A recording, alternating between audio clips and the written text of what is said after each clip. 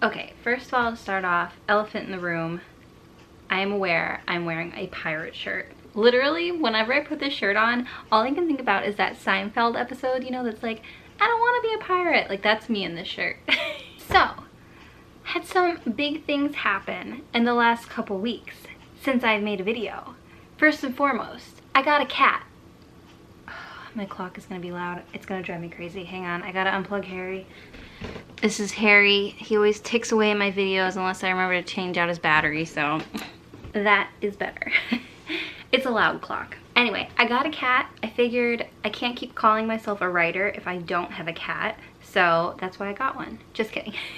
She is actually my mom's old cat. Like, not old as in old, she's only like 3 or she's 3 now, 4. Oh shoot, she just had her birthday, but she is still a Heidi cat. If you follow me on Instagram, I've posted a couple photos of her. Her name is Kimmy. She's a Maine Coon cat. She's super cute when I see her. But no, actually starting yesterday, she came out while I was like up and active and awake and just kind of like looked at me and like was a little unsure of me. Anyway, I'm talking way too long about my cat. I didn't mean to do this. But second, I hit 1,000 subscribers.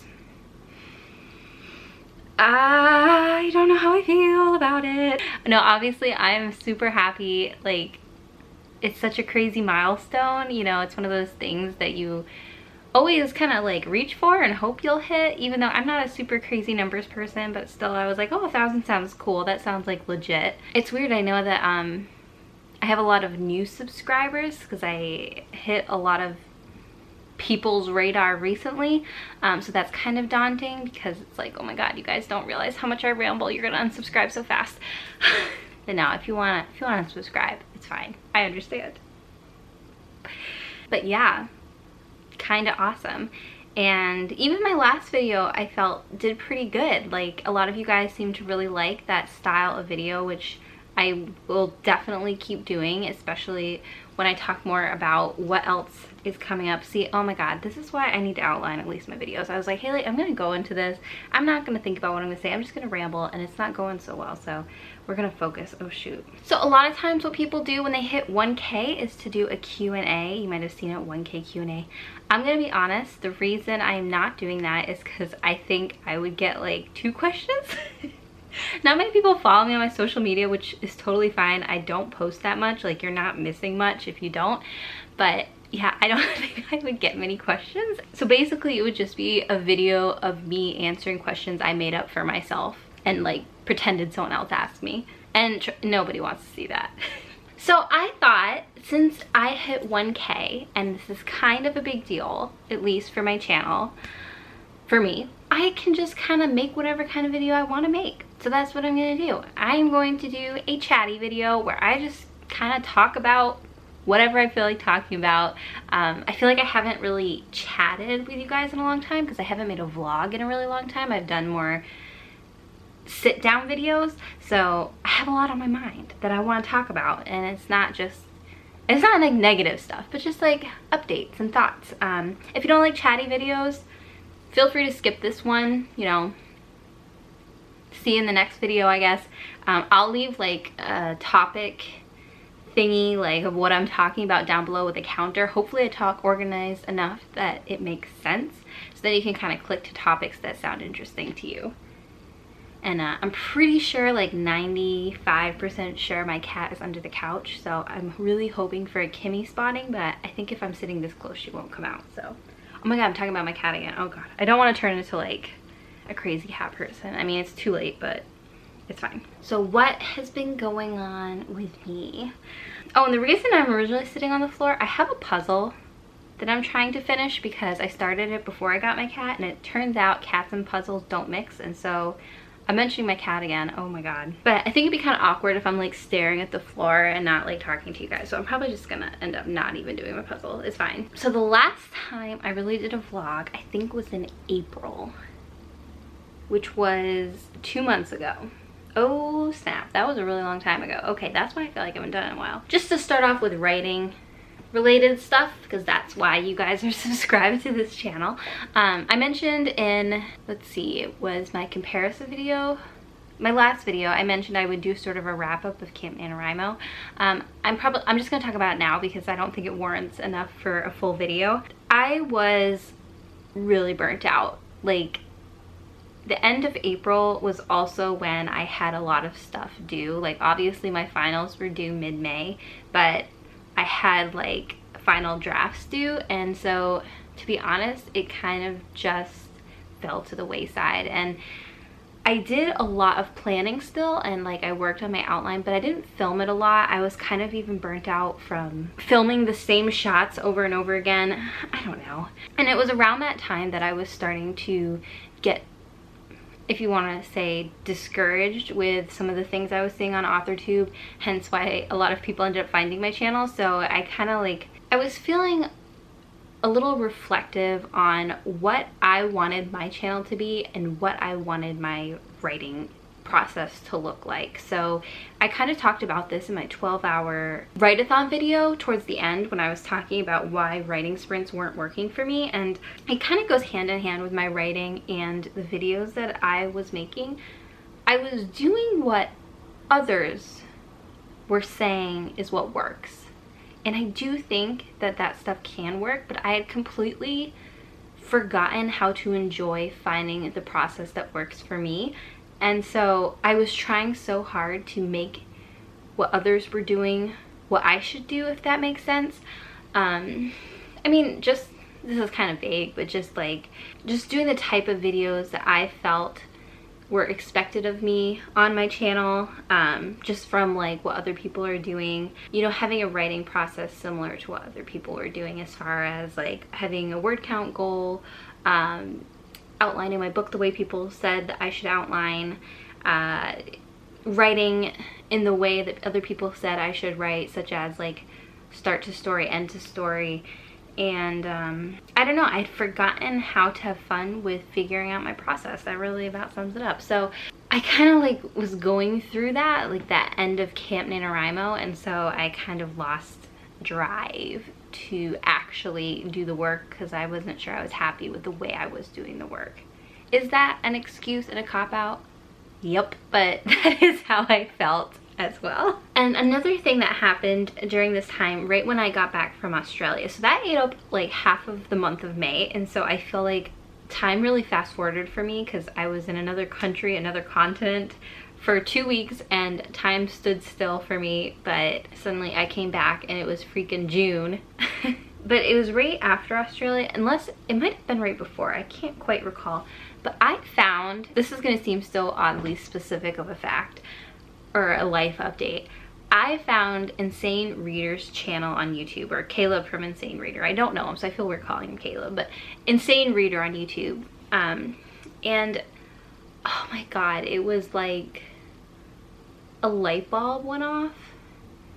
Just in that, like, so I've mentioned before, I actually mentioned, I'm pretty sure in my first video ever on YouTube, that I have been a fan of YouTube for a really long time.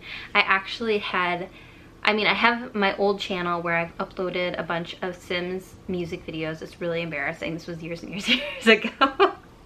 And this channel I started 2 years before the video you see now, because it used to be kind of like, I wanted to be like a live diary channel, kind of like, oh my god, what was that channel called? With the girl that like used her channel as a diary, but like it turned out it was fake and scripted. Something girl, Lonely Girl 13 or something like that. Does anyone remember that?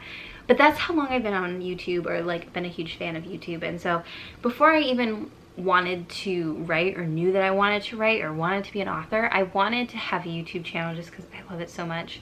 And it's like been a huge source of entertainment in my life for a long time. We don't have cable, we don't have TV, we have like Netflix and Hulu, but so I get like 99% of my video content on YouTube, like entertainment wise. Anyway, my whole point of that fun fact about me, I had forgotten in my own YouTube channel that it's okay to have fun, if that makes sense, like in the type of videos I make. So I've done a lot of vlogs, and I do enjoy those, don't get me wrong, but I haven't done any like fun creative vlogs, at least nothing that comes to mind immediately. And that is something I had almost forgotten was an option, because like I said, you know, going back to my mentality of making the videos, you know, were common in the AuthorTube community and that were expected of, not expected like in a bad way, but just like using a template of what others were doing and what I should do. There really weren't that kind of videos. The only ones I can think of but are more booktubers were like Poland Banana Books. Oh my god, I'm so bad with usernames, I'm so sorry. But Christina Ricci? But she does some scripted videos and, or not scripted, but just fun creative videos that are different. And it kind of slipped my mind that that was an option. So, oh, I know what I was gonna say. When I first like wanted to make a YouTube channel, I actually had an idea for like a script, like a scripted fun, I don't want to say what it is just in case I ever actually decide to do it, but I had like all these big ideas on like short videos that I could make. And fun fact about me, I used to, well, it's like a very small fun fact, because it's not like, it sounds more impressive than it is. I used to be a film major for 2 weeks at RIT before I switched back to undecided, because I was like, I don't know if I actually want to be a film major. I'm a very indecisive person, if you haven't figured that out. But yeah, so film has always been a passion of mine, and video has always been a passion of mine, and storytelling and using video to tell stories. Even though like I'm honest on this channel, it's not like I script or my own personality or anything like that. I haven't made like fun, different, exciting, creative videos. And it wasn't until I found Insane Reader a few weeks ago that I remembered I can do that. And I really enjoyed, I'm gonna link it down below, he made this video, is actually on his vlogging channel, where he was talking about sort of refiguring out what he wanted out of his channel, remembering how to have fun with it. And you can see the shift in his videos on his main channel when he decided to say screw it, like I'm not gonna just make booktube videos that are expected. He's a booktuber, by the way, I'm sorry, I didn't say that. He's a booktuber and he's funny. He's such a funny person, and it's like, I feel like I haven't like genuinely laughed at a YouTube channel like that in a really long time. And so that's something that I wanted to get back to, or at least start, because I don't know if I even like, I mean, I try to like have some funny clips in my videos and like edit a little bit to be funny, but for the most part it's just pretty straightforward vlogging and talking about writing. And obviously this is gonna still be a writing channel, like I'm never gonna change, well, I can't say never, never is a strong word, but I don't want to change that. But that doesn't mean I can't have fun and do things differently and think outside the box about what kind of content I want to create and make for you guys, and content I want to make for myself because it's fun. So that's kind of like what's inspiring this video too, is like I was thinking about what kind of video I should make next. Like obviously I still have my Australia video to do, and I have like the Camp NaNoWriMo upcoming to do, like what I'm gonna be how I'm gonna be tracking, because I am doing camp in July. But I was like, you know what's really fun that I haven't done in a long time? A chatty video. And so that's what I wanted to do, and I want to have fun with it. And so I just feel like I've been so serious lately, not just in my sit down videos but in my vlogs too, and it kind of makes me sad, like, because I don't want to be that serious, you know. Like obviously I want to be serious when it comes to talking about writing and doing those before after what I changed and why videos. Like I want to discuss those topics, but I want to have fun with this channel too. So I guess that's my thought on that moving forward. So I guess I was having a little bit of like, I didn't even realize I was feeling this way until, again, Insane Reader. Like I cannot stress enough that I've literally just been binge watching his videos. So if I start to like accidentally impersonate him, that's why, because I've just done nothing except for watch Caleb. But in one of his vlogs, that sounded really creepy. In one of his vlog videos, his latest one that he put up a few weeks ago now, I don't even know, but he talked about how he was wondering if he even wanted to go to school for writing anymore, and if he wanted to do something different, because he loves writing so much. He's won he's won NaNoWriMo for like 5 years now, since he was freaking 13 years old. Like what 13-year-old writes a book? That's crazy.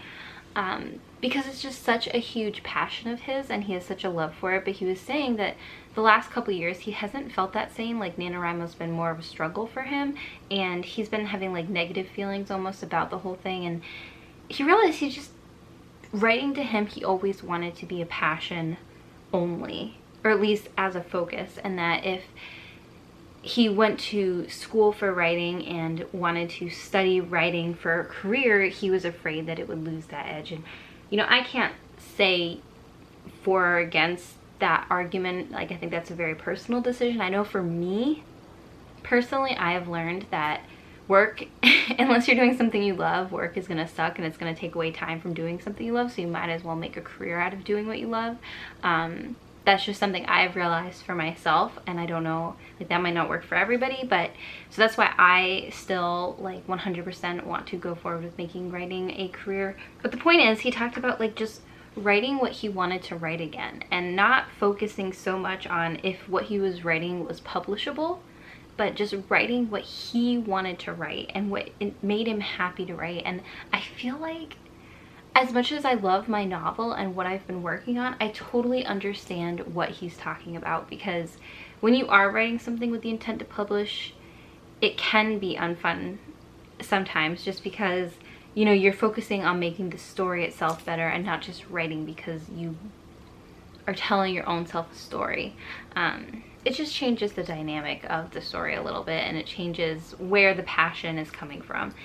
So I am still 100% going to finish my novel. I'm not saying that that's still not going to be my main focus on what I want my first project to be. But it got me thinking about what kind of stories I myself want to write. And watching his video like almost made me sad, just because I realized I too saw a lot of negative aspects of being trapped in the industry of writing and having an agent who's telling you or approving for you what stories you can do next and what you can sell and how you should be focusing your creative energy.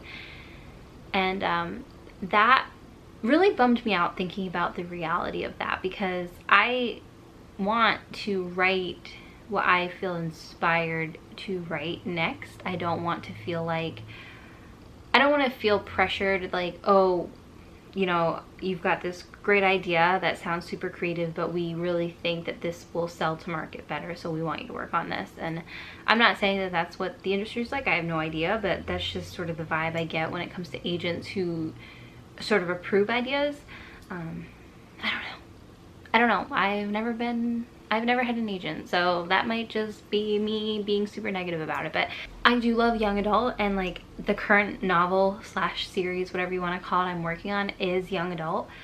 I also really like middle grade, and that was something I'd almost forgotten, because I had been so focused again on like thinking forward in the way that I have been taught, or like have been instructed, not just from YouTube but just from like writing tips, to think forward of as far as like, okay, pick a genre or pick an age group, and like that's where you should market yourself, instead of like really thinking like, why am I limiting myself as far as to what kind of stories I want to write? Like my short story I talked about in my last video was an adult story.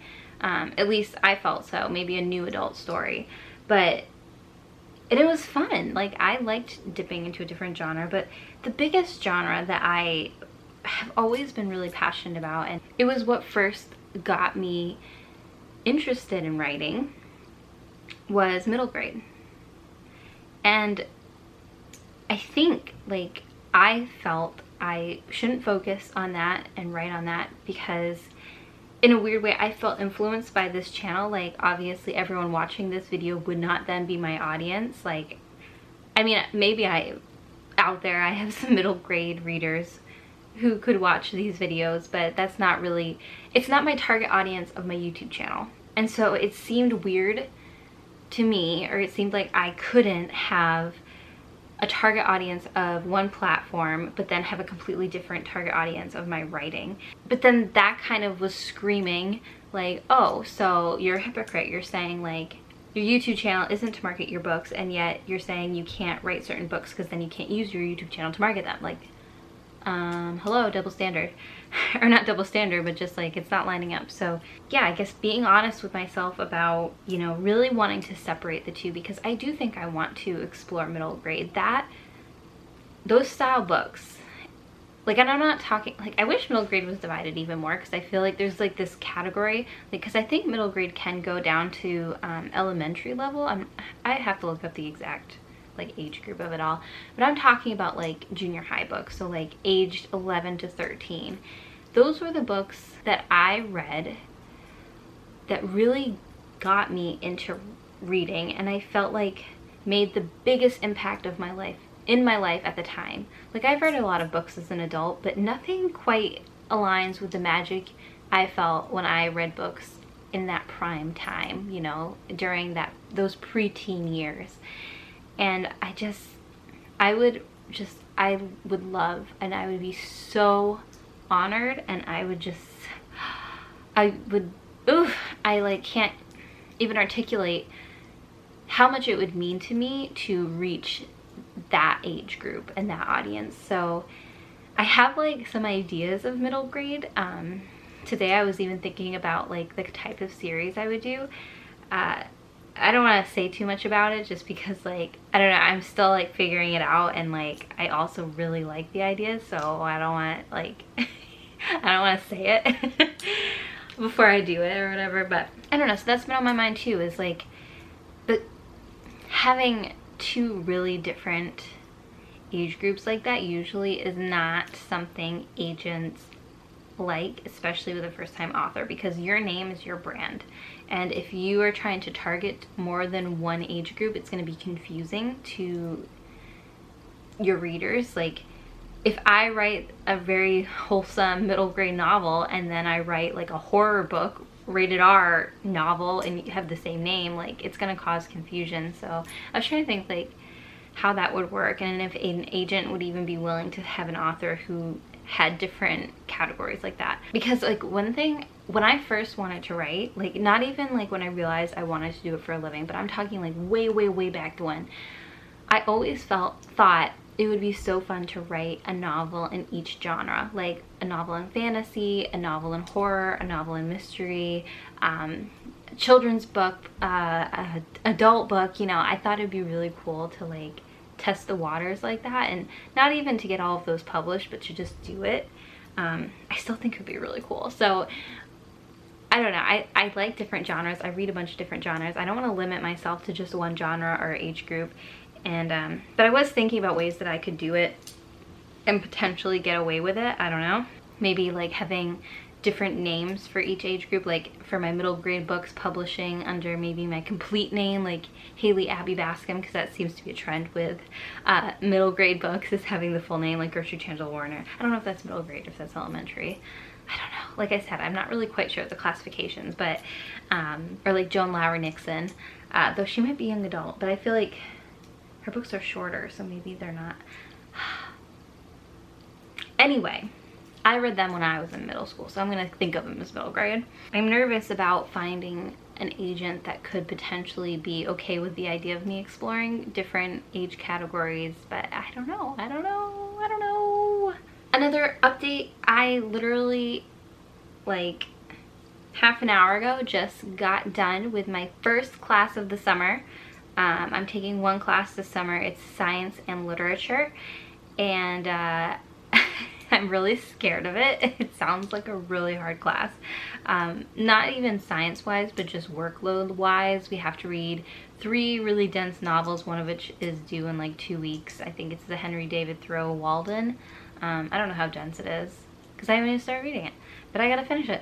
And we have all of these like reading assignments due every class session, which we have 2 a week. So like Thursday's our next one, so I have a bunch of reading to do for the next one. And then our final research like paper has to be like 15 to 18 pages long. I'll admit, it is like super daunting to have such a writing and reading heavy class that's not fiction, because I feel like fiction, like, obviously that would be fun. That's what all my classes have been, is turning like 25 pages of fiction. Like, that's what I'm going to school for. But oh, doing this literature requirement is really bumming me out, just because like I swore I would never write another essay. I hate writing essays so bad. I hate writing research papers. Like, it's not like I'm necessarily bad at it, I just really hate it. I find it so boring. I'm like dreading it already, even though it's not due for another month and a half, but oh my god, I really just don't want to do it. I admit, I even like, when we were talking through all the assignments that were due, as she was talking, I was searching other classes maybe that I could take instead, but they all have really long, like for the literature classes, they all have really long like research papers to the end. So I'm like, okay, this is just what my literature classes are gonna look like. Well, however, I am super duper duper excited for my classes next fall. I just wanted to mention them really quick because I can't remember if I was complaining about this in a video. I think I complained about it in a comment. I was saying I really wish that there was a class that talked about like the art of querying. Like, all of these classes are amazing that are teaching us like how to write, how to edit, how to write for certain genres, etc, etc. But it's like, okay, but like, where's the class that tells us what to do next? Like, okay, cool, I've got my draft, I've got my edits. Now what? Like, I want to publish this thing. And like in each of my classes we talk a little bit about publishing towards the end, but it's not like it's the whole focus of the course. As you can get the vibe of, I'm leading into, there is a new class, I think it's new anyway, at least I had never seen it offered before, that I'm going to hopefully be taken, if I can get in, hopefully I'll get in, called The Art of the Pitch. And it's all about pitching your idea. So it's not just for novels, but also for like screenplays and short stories, and just like the idea of like how to pitch your work to sell your work. And that's like perfect. So it's gonna be a semester long. I have no idea what it's gonna look like. I assume we're gonna just work on pitching our work. So that's really exciting, because as you know, next summer, as you know, you guys don't watch all my videos, that I wouldn't expect you to. But if you don't know, I should say, next summer I am going to be taking a creative writing residency class, and it's going to be like a 3-week long thing, and at the end of it we are meeting with agents and editors like in person, and we're going to have the opportunity to pitch to them our work. So yeah, first of all, my work needs to be done because your girl hopes to lock down an agent over that weekend, and second of all, I need to know how to pitch this stupid thing because I'm not very good at it. I mean, I literally just called it stupid, so obviously it's not my strong suit. So I'm really excited about the class. I think that's going to teach me a lot, and that's when I'm very excited to show you guys like what I've learned in that class. And the other reason I'm really excited for the fall semester is because I am taking independent study. So I'm going to be working one-on-one with a faculty member, developing, I think, my first few chapters of my book. I'm still not 100% sure. I'm meeting with my research advisor next week to go over exactly what I'm hoping to get out of the independent study. I wanted to do a second draft of my book, and she was like, no, you can't ask that of the faculty member to give you in-depth feedback on for the semester. She was like, usually we just do a few chapters. I'm like, oh, okay, sorry.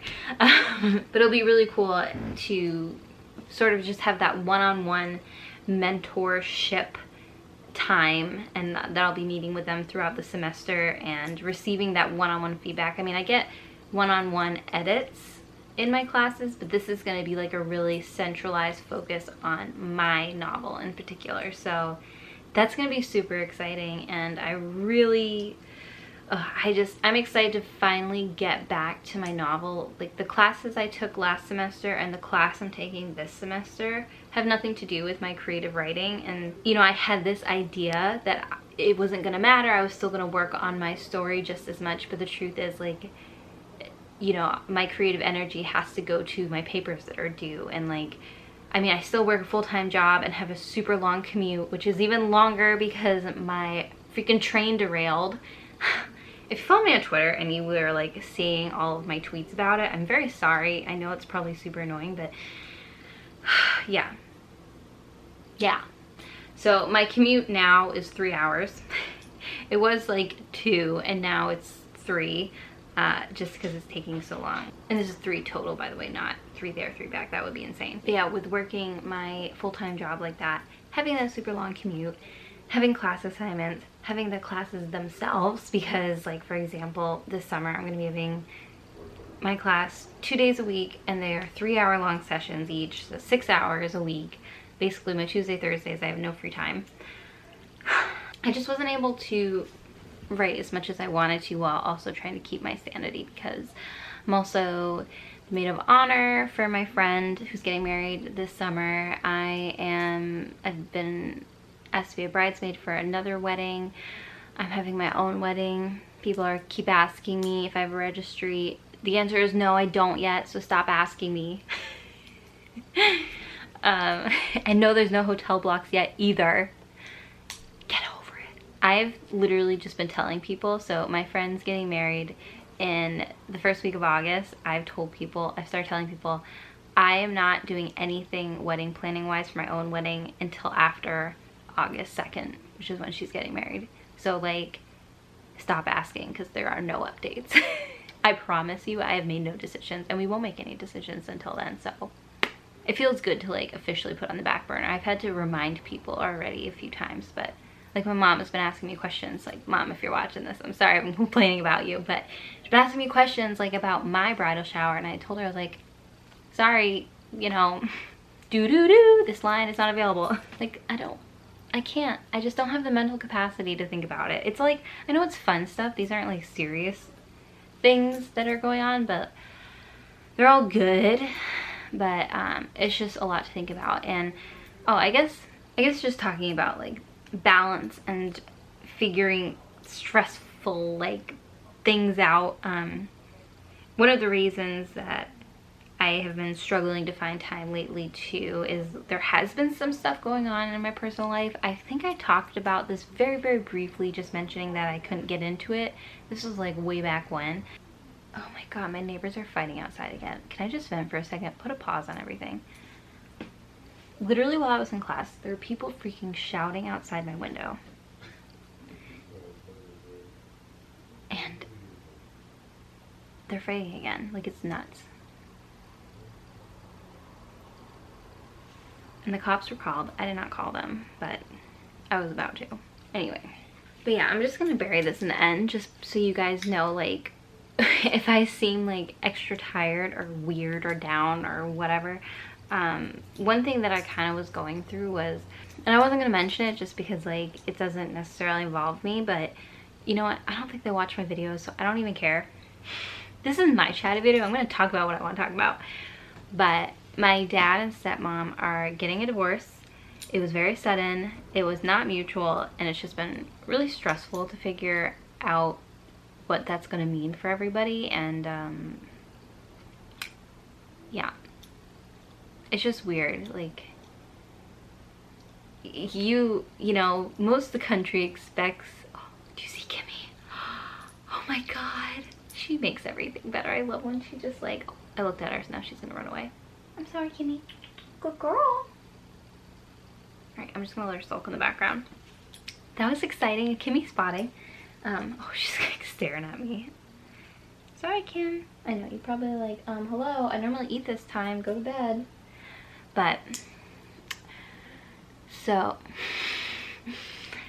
I don't even know if I'm gonna include this. Ooh, it's a little personal, but yeah, it's just been weird, like, dealing with that. Like, I feel like everyone accepts that their parents may get divorced one day, just for the way that the world just works and whatever, it's statistics.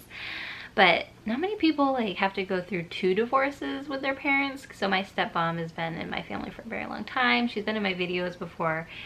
You know, she's been my stepmom longer than she's not been my stepmom, and so it's weird. It's just weird to like, soon she's not gonna be my stepmom anymore. And I know family is family, and like we've had this conversation with each other and blah blah blah, but it is just weird legally. They're just not gonna have an attachment to me. These people who've been my family for so long, like they're just gonna be just random people again. And that's really a weird dynamic. Because like when your parents get divorced, your family's still your family. They're just split up. But like this is just like cutting them off. And you know, obviously I'm not going to treat them this way. Like my sister's still gonna be my bridesmaid and all this stuff. Or my stepsister or ex-stepsister. Oh god, it's weird to talk about. But so that's kind of like got me in a funk and has made me like not not focused on things as much as I should be. I don't mean to be selfish saying that. Like, obviously I know that their divorce is not about me, but and I'm not the one who should be complaining, but it's just a weird thing to be going through.